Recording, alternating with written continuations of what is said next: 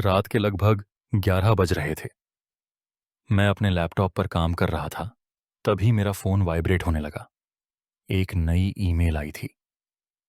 भेजने वाले का नाम देखा तो मैं चौंक गया। रेहान। रेहान मेरा पुराना दोस्त था, लेकिन पिछले कुछ महीनों से उसका कोई अता-पता नहीं था। मैंने जल्दी से ईमेल खोली। तुम्हें यह कहानी ज़रूर पढ़नी चाहिए। यह कोई आम कहानी नहीं, बल्कि एक सच्चाई है जिसे मैंने अपनी आंखों से देखा है। अगर मैं लापता हो जाऊं, तो समझ लेना कि वे मुझे ले गए हैं। नीचे एक वर्ड डॉक्यूमेंट अटैच था, जिसका नाम था गोडाउन की चीखें। मेरे शरीर में एक ठंडी लहर दौड़ गई।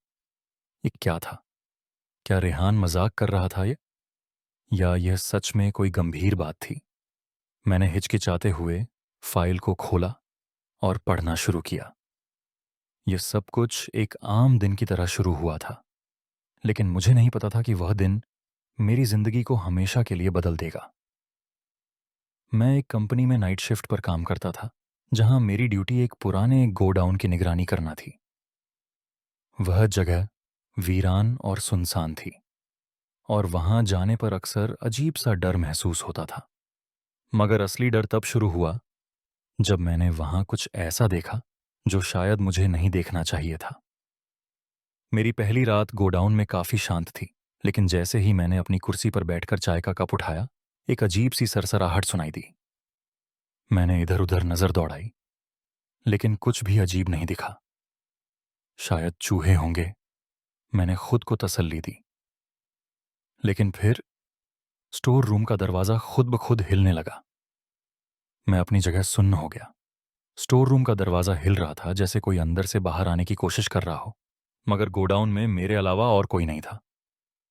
मैंने हिम्मत करके टॉर्च उठाई और धीरे धीरे दरवाजे की ओर बढ़ा। जैसे ही मैं करीब पहुंचा, दरवाजा अचानक एक झटके से रुक गया। मैंने गहरी सांस ली और धीरे से दरवाजे का हैंडल घुमाया। दरवाजा चरमराते हुए खुल गया और अंदर का नजारा देखकर मेरे होश उड़ गए। स्टोर रूम के अंदर हर चीज बिखरी हुई थी। लकड़ी के पुराने बॉक्स, टूटी फूटी मशीनें और दीवारों पर अजीब अजीब निशान। मगर सबसे डरावनी चीज वह थी जो कमरे के बीचों बीच रखी थी। एक सड़ा गला लकड़ी का बॉक्स, जिस पर खून जैसे लाल धब्बे थे।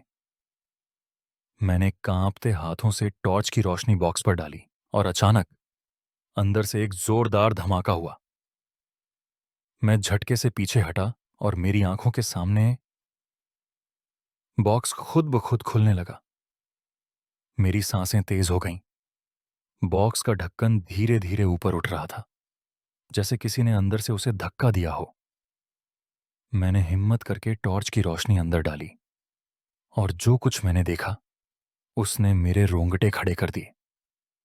बॉक्स के अंदर इंसानी हड्डियां पड़ी थीं। कुछ पूरी थीं, कुछ टूटी हुई, और कुछ पर मांस के सड़े गले टुकड़े चिपके हुए थे। मगर यह सब और भी डरावना हो गया जब अचानक वे हड्डियां खुद ब खुद हिलने लगीं। रेहन की यह लाइंस पढ़कर मेरा बदन कांप उठा। क्या यह हकीकत थी या सिर्फ एक वहम? मैंने कहानी आगे पढ़नी शुरू की। हड्डियों में हलचल होते ही गोडाउन में मौजूद हर चीज कांपने लगी।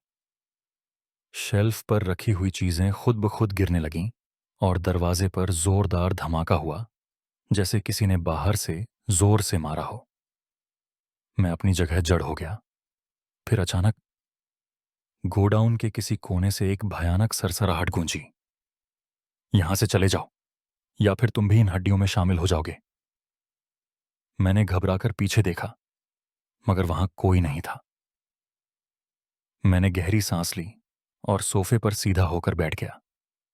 मेरी आंखें स्क्रीन पर जमी थीं और मेरे दिमाग में अनगिनत सवाल उठ रहे थे। मैंने पीछे देखा, मगर वहां कोई नहीं था। फिर अचानक मेरी नजर एक दीवार पर पड़ी। वहां एक काला साया दिख रहा था, मगर मैं दीवार के पास खड़ा था और मेरे अलावा वहां कोई और नहीं था। मैंने एक कदम पीछे हटाया, और जैसे ही मैं हटा, वह साया भी हिलने लगा। यह कोई आम साया नहीं था। यह मेरी परछाई नहीं थी, बल्कि यह अपनी मर्जी से हिल रहा था। और फिर वह साया धीरे धीरे दीवार से अलग होकर हवा में उठने लगा। उसकी आंखें लाल अंगारों की तरह चमक रही थीं। रेहन की लिखी यह लाइंस पढ़कर मैं बेख्तियार अपनी जगह से उछल पड़ा। मैंने दिल थाम कर कहानी आगे पढ़नी शुरू की। मैंने अपनी टॉर्च उस साए पर डाली, मगर रोशनी पड़ते ही वह और भी ज्यादा स्पष्ट हो गया, जैसे वह रोशनी से बन रहा हो। अचानक गोडाउन में रखा एक पुराना शीशा जोर से चटक गया और उसके टुकड़े जमीन पर बिखर गए। मैं पीछे हटने लगा, मगर तभी मेरे पैरों के नीचे किसी चीज की आवाज आई। मैंने नीचे देखा। वही इंसानी हड्डियां जो पहले बॉक्स में थीं, अब मेरे पैरों के नीचे थीं। मेरा दिल तेजी से धड़कने लगा। मैंने घड़ी की ओर देखा। रात के 12:30 बज चुके थे। मेरी टांगें कांप रही थीं और मेरा दिमाग जैसे सुन्न पड़ गया था। वह साया अब दीवार से अलग होकर हवा में उड़ चुका था। उसके लंबे हाथ मेरी तरफ बढ़ रहे थे, जैसे वह मुझे पकड़ना चाहता हो। गोडाउन की हर चीज कांप रही थी। लकड़ी के बॉक्स एक एक करके गिर रहे थे और लोहे के दरवाजे पर जोरदार धमाके हो रहे थे, जैसे कोई उसे तोड़ने की कोशिश कर रहा हो। मैंने खुद को हिलाने की कोशिश की, मगर मेरे कदम जमीन में जैसे जम गए थे। मुझे अचानक अपने दादा की बात याद आई, जो वे हमेशा कहा करते थे, अंधेरी जगहों में अल्लाह का जिक्र करो। ये मखलूक, अदृश्य शक्तियां अल्लाह के नाम से भागती हैं। मैंने कांपते हुए होठों से आयातुल कुर्सी पढ़ना शुरू किया। जैसे ही मैंने ये अल्फाज कहे, वह साया एक झटके से रुक गया। उसकी आंखों में जलते हुए शोले बुझने लगे और उसका चेहरा तकलीफ में बुरी तरह बिगड़ने लगा। यहां पहुंचकर मुझे ऐसा महसूस हुआ जैसे मैं खुद गोडाउन में खड़ा हूं।